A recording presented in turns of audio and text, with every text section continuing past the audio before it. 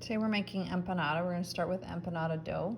We're going to make the small batch, which is the first list of ingredients. You can make a big batch if you're making it at home and you want to make it for your whole family.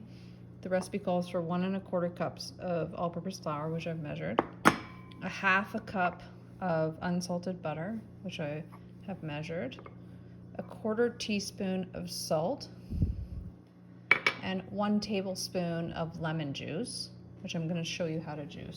So I've cut my lemon in half, and the way that I juice my lemons is with a fork. So I take the fork and I stick it into the lemon. I move it up and down as I squeeze it.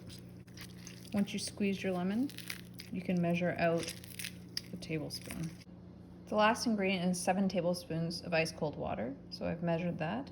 The first step for the empanada dough is to add the lemon juice to the water. And you can add ice cubes, or you can just stick this in the freezer until you're ready for it. Now we're gonna add the flour and the salt into this mixing bowl and mix it together. The next step is to add the butter. So it recommends that you grate the butter on a cheese grater using the largest holes. And we'll grate that butter right into the flour. I stirred it as I went, otherwise it just forms a big ball of butter on the top. This way we have the grated pieces all mixed in. And now it's time to add the liquid ingredients. I've taken my liquids out of the freezer, and now I'm gonna add the liquid 1 tablespoon at a time. We don't necessarily want to use all of the liquid. We want to see how the dough comes together. So you're going to add a tablespoon and then mix it together. See how it comes together, then add another tablespoon. Once I added the 4 tablespoons, I started using my hands to see if it's coming together, but I'm going to still add more water and lemon juice. The way that you know when to stop is when your dough begins to form into a ball. You don't want it too sticky or else it won't be flaky. So that's why we're adding the liquid a little bit at a time. So as soon as it starts to form into a dough ball, you're good. You're going to use your hands to merge it together. It just doesn't form on its own. The next step is to saran wrap your dough. You can see that the dough's come together to form a ball, but I haven't kneaded it or worked it at all. You just want it to form this dough ball, and then we're going to put it in the fridge for an hour once it's saran wrapped, and we'll work with it after. Now that we've prepared the pastry for the empanadas, we're going to work on making the filling. So I've measured and prepared all the ingredients. I have 1 teaspoon of olive oil, 1 clove of minced garlic, a 1/2 of an onion diced, 1 potato diced.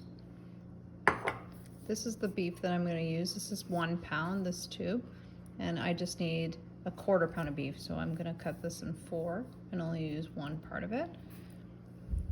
And then I have mixed together all my seasonings. So in here is cumin and salt and pepper. And I've grated a 1/4 of a brick of cheese. All right, I've heated the 1 teaspoon of oil on a skillet over medium heat. Now I'm going to add my onion and my garlic and cook it until it's fragrant. All right, it's been about a minute. Now I've added the ground beef and the potatoes, and I'm going to use a wooden spatula to break up the ground beef, and we're going to cook that for 5 minutes or until the meat is no longer pink. It's been 5 minutes, and it says the next step is to drain the fat. I don't really have a lot of fat in mine, so I'm going to leave it. I'm going to add the seasoning now. Stir that in and continue to cook it for a couple minutes. It's been a few more minutes, and I'm checking to make sure that my potatoes are somewhat soft and tender before I consider it finished. I'm doing that by breaking them apart with my wooden spatula. Now that I know that they are, I'm going to take this off the heat and start filling my dough. All right, I've taken the dough out of the fridge. Now we're going to roll it. I put a little bit of flour, a very small amount, so that it doesn't stick to the counter, but we don't want to put too much because it'll dry out our dough. We're going to start by kneading the dough. And we're going to use the heel of our hand to push down. We'll fold the dough and then push away from ourselves. Fold the dough, turn it, and push away from ourselves. And we're going to do this until it gets a little smoother. If your dough starts to stick, just add a little more flour. Now that the dough is smoother, I'm going to roll it out. I'm going to start by putting a little bit of flour on my rolling pin. I'm going to start in the middle of the dough and push down and then roll away from myself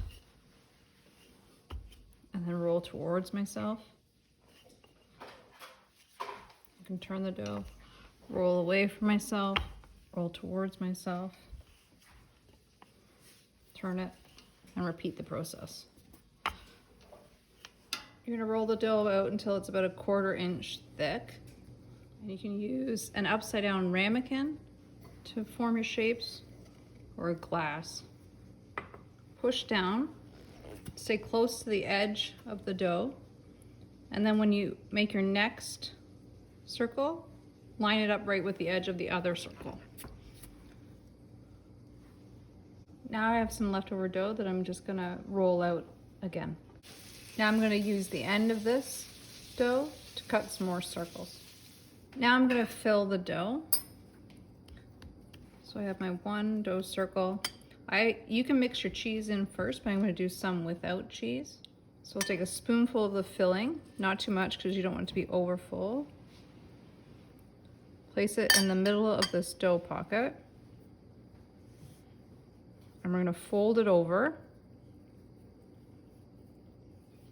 and pinch down the edges.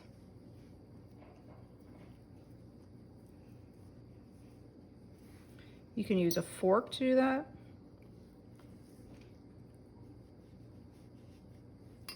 Or your thumbs.